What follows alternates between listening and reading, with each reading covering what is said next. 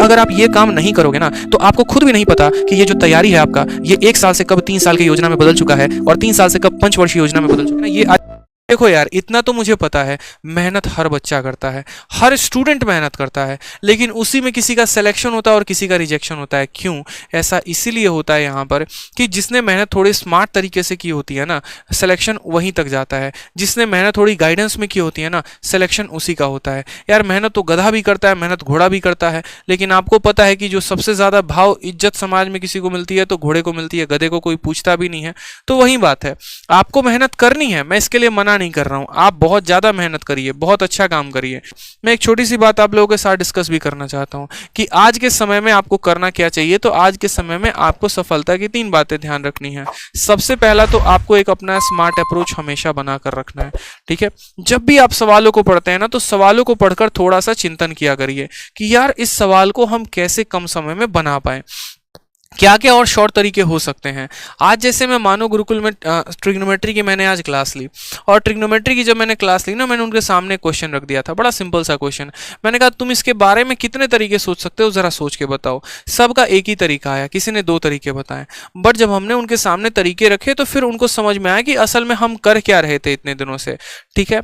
क्या होता है यहाँ पर कि जनरली हमने कहीं से कोई बात सीख ली, हम उसी को फॉलो कर रहे होते हैं, और यही समय आपका बेकार करता है। बहुत लोग बहुत दावे करते हैं, मैंने यहाँ से पढ़ा, मैंने वो पढ़ा, मैंने इनकी किताब पढ़ी। अरे यार, अगर मैंने वहां से, यहाँ से, वहां से पढ़ा होता तो इस समय आप उन्हीं से पढ़ रहे होते, मुझसे थोड़ी पढ़ रहे होते।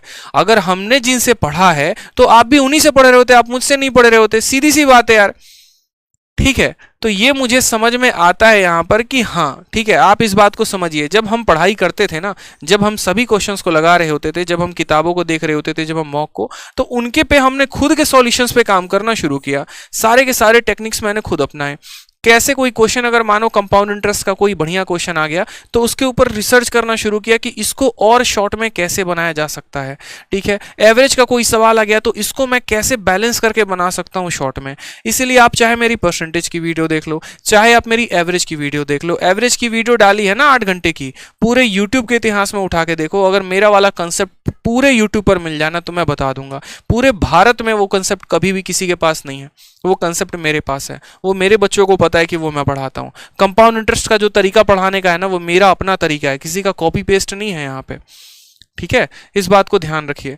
तो ये जो है ना, इनके ऊपर मैंने काम किया और आप भी इसके ऊपर काम करिए, स्मार्ट अप्रोच के ऊपर। दूसरा जो पॉइंट आ गया वो क्या आ गया, सबसे बड़ा शब्द जो आज के समय में है वो है यहाँ पर आत्मचिंतन। आत्मचिंतन क्यों करना है मेरे भाई? आत्मचिंतन इसीलिए करना है, आत्मचिंतन का मतलब इंग्लिश में इंट्रोस्पेक्शन।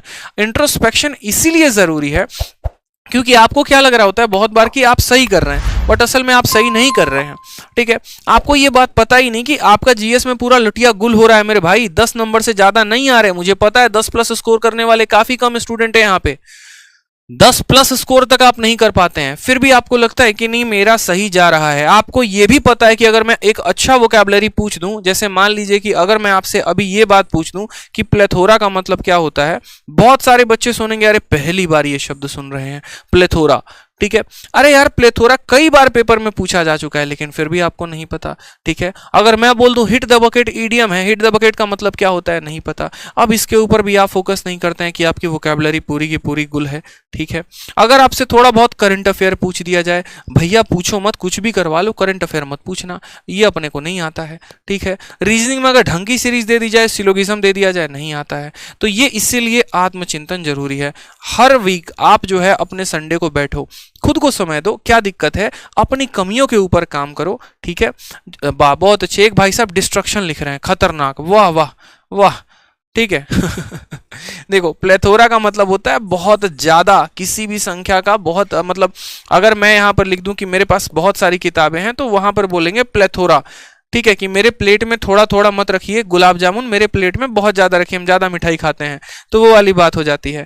तो ध्यान दिया करो, ये आत्मचिंतन बहुत जरूरी है पेपर के समय में। स्मार्ट अप्रोच तो लगाने ही लगाने हैं, साथ में ये आत्मचिंतन भी करना है कि कैसे मुझे अपने जीके के मार्क्स बढ़ाने हैं, कैसे जहां पर मैथ में जिन टॉपिक्स में दिक्कत आ रहा है मुझे वो इंक्रीज करना है, कैसे मुझे वोकैबुलरी बढ़ाना है। क्योंकि मेरे भाई अगर आप ये काम नहीं करोगे ना, तो आपको खुद भी नहीं पता कि ये जो तैयारी है आपका, ये 1 साल से कब 3 साल की योजना में बदल चुका है और 3 साल से कब पंचवर्षीय योजना में बदल चुका है, ये आपको भी नहीं पता। बस गाड़ी चल रही है, चल रही है, चल रही है, जो है डीजल पेट्रोल उसके अंदर हम डाल रहे हैं, ठीक है, और चल रही है, मंजिल का कोई पता नहीं, बस सोच रहे हैं अब मंजिल मिलेगी, अब मिलेगी, अब मिलेगी, लेकिन पता ही नहीं चल रहा। तो ये बैठकर सोचो, अपनी स्ट्रेटजी बनाओ, अपना पेपर नोट वर्क करो। भाई कोई बुरी बात नहीं है इसमें, कोई शर्माने वाली बात नहीं है।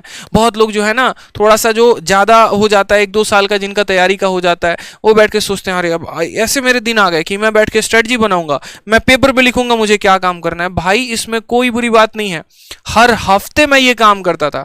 मुझे पता है कि यार मुझे अगर XYZ लूसेंट किताब की मुझे ये पूरा का पूरा पॉइंट मिसलेनियस का खत्म करना है, मुझे मनोहर पांडे ये पूरा का पूरा खत्म करना है, मुझे मान लीजिए रीजनिंग के ये सारे सीरीज के क्वेश्चंस लगाने हैं, मुझे इतनी तक वोकैबुलरी यहां पर याद करनी है, ठीक है, तो क्या करें? तो उसके लिए मुझे यहां पर बनाना पड़ेगा स्ट्रेटजी कि मेरा मैथ अगर स्ट्रांग है तो मैं 1 घंटे ही उस पर समय दूंगा। मेरा इंग्लिश वीक है, MB पब्लिकेशंस के मैं सेट लगा रहा हूं और सेट लगाने में मेरे नंबर ही नहीं बन रहे, 35.5 नंबर बन रहे हैं, 37 नंबर बन रहे हैं, 40 नंबर बन रहे हैं। क्या करेंगे? बैठ के वहां पर उसको सॉल्व करेंगे, बैठकर वहां स्ट्रेटजी बनाएंगे अपनी कि हाँ मुझे अब इतने घंटे पढ़ाई करनी है, इतने घंटे में इतने घंटे GS को देना है, इतने में इतने घंटे मैथ को देना है, इतने में इतने घंटे ये देना है। उसके अलावा आत्मचिंतन और क्या क्या करना है, तो आत्मचिंतन यहां पर अपने टॉपिक्स के बारे में भी करना है कि क्या पढ़ा आपने आज तक और कितना पढ़ा और कितना पढ़ा जाना बाकी है। उदाहरण के तौर पे कहते हैं ना, ये आजादी खून मांगता है, तो एक बात जान लीजिए, ये सरकारी नौकरी मेहनत मांगता है।